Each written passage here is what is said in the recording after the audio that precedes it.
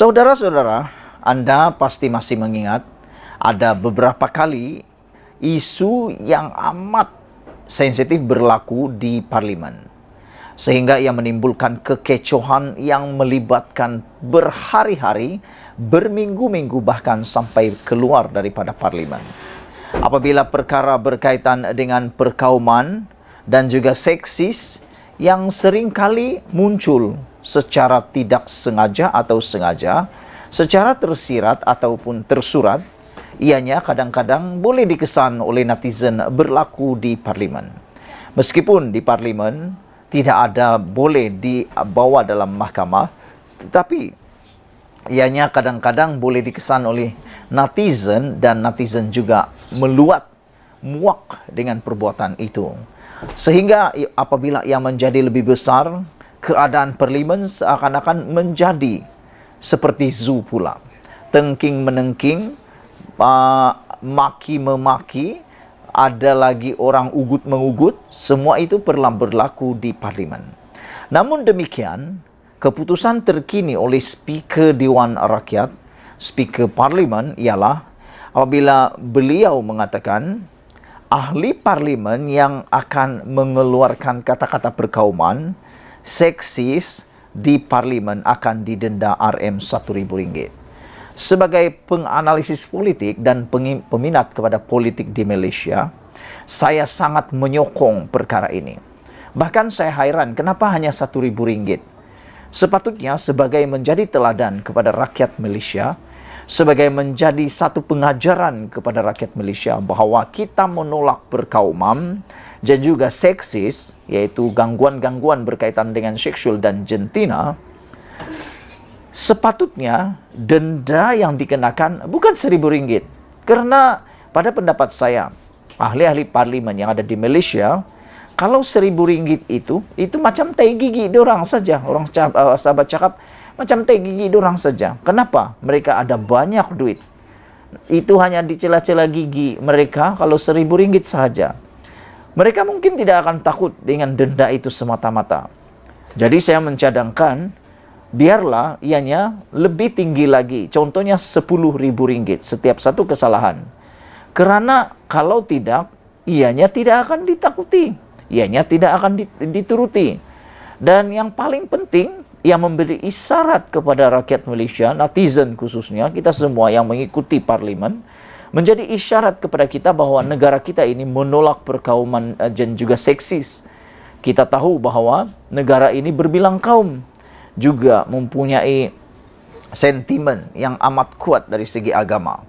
Jadi kita memang tolak. Kita tak setuju langsung adanya unsur-unsur perkauman seksis, apalagi berlaku di parlimen. Kerana apabila ianya ada di parlimen, tentu saja menjadi persoalan kita bagaimana di bahagian bawah pula. Hari ini ahli parlimen yang mengeluarkan kenyataan berbau perkauman seksis atau menghina dalam persidangan Dewan Rakyat akan datang boleh didenda RM1.000 dan malah boleh digantung, kata Speaker Johari Abdul. Yang kita mahu ialah ini bukan hanya sekadar retorik semata-mata. Ini bukan hanya sekadar drama semata-mata. Yang kita mahu sebagai pemerhati politik dan juga rakyat Malaysia, kita mahu pelaksanaannya benar-benar dibuat. Ianya bukan sekadar hanya retorik dan bukan hanya sekadar ilusi semata-mata, tetapi ianya dilaksanakan sepenuhnya. Tanpa mengira siapa orang itu, adakah dia daripada pembangkang atau kerajaan, tidak ada terkecuali. Bak kata ketua hakim ataupun bak kata hakim negara ataupun hakim yang telah menjadi hakim dalam perbicaraan melibatkan pasport Zahid Abidi, beliau kata di sisi undang-undang semua rakyat Malaysia sama. Jadi ini harus dibuat. Tanpa mengira dia kerajaan atau pembangkang, kalau dia melakukan perkara ini, kesalahan perkauman, seksis atau menghina persidangan, perlu didenda RM1.000. Yang lebih baik lagi kalau lebih daripada RM1.000. Ahli ataupun Speaker Dewan berkata, jawatan kuasa pilihan khas parlimen juga akan ditubuhkan untuk mengawasi tingkah laku penggubal undang-undang.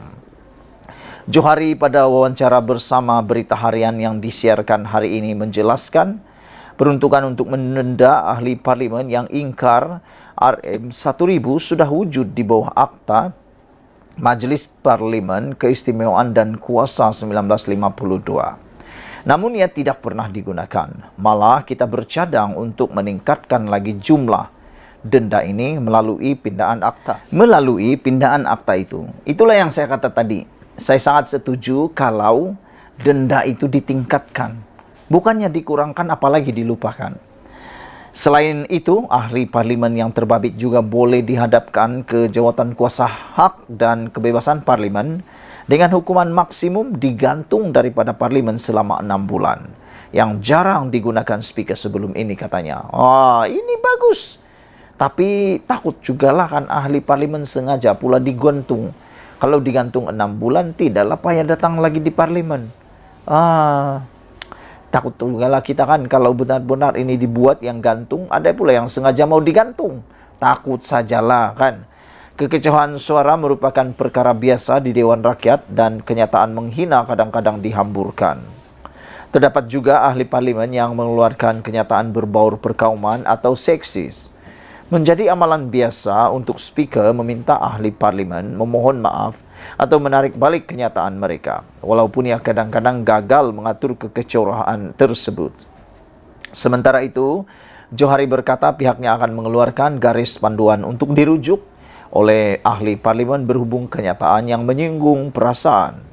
Speaker berkata ahli parlimen yang mengeluarkan kenyataan menyinggung perasaan mencerminkan diri mereka sendiri selain mengganggu prosiding parlimen. Dia berikrar untuk menamatkan kekecewaan seperti itu. Parlimen akan bersidang pada 13 Februari dan akan bersidang dari Isnin ke Jumaat hingga 30 Mac. Pengecualian adalah pada 24 Februari apabila Perdana Menteri Anwar Ibrahim akan membentangkan belanjawan 2023 yang baru. Saudara, sebelum kita berpisah, sila tinggalkan komen Anda untuk isu kali ini. Adakah Anda juga seperti saya bersetuju dan menyokong tindakan Speaker Dewan Rakyat ini, yaitu mendenda ahli parlimen yang mengeluarkan kata-kata perkauman, seksis dan menghina sidang? Kalau itu yang berlaku, Anda tulis dalam ruangan komen. Sekian dulu untuk kali ini. Jangan lupa tinggalkan komen Anda, tekan butang subscribe. Bye-bye.